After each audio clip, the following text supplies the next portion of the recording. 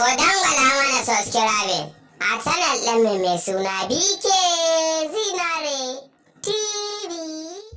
Kai rayuwa. Kaga babu cash a banki, babu cash a POS. To mu dai ya zamu yi da kanmu. Kai ko sun ba ku taliya, kanawa yanci ya ku taliya. Mana na wake?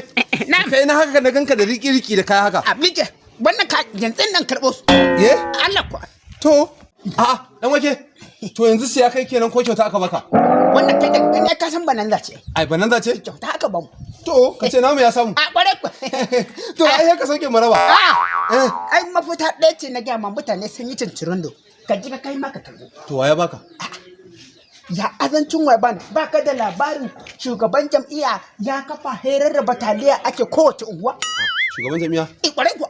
Wanne kenan? Jam'iyya mai mulki mana. Dan wake? To yanzu wa zaka zaba?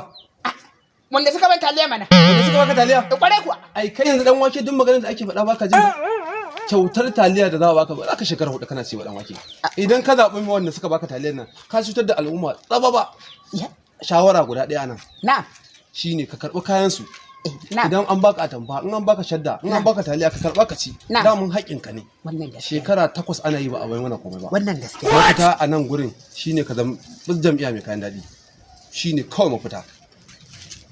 Na ɗau darasi. Dan mu Kano ta kudu gaba daya sakon honorable Abdurrahman Kawu mai da zamu ni zan yi gaba tunda taliyan nan zaman expire ce zan yi gaba in kyale ka kuma ka rike abu ka ce ba za ka bar ba ni na yi gaba A kan na ji ko? ina jin ka Wannan abar.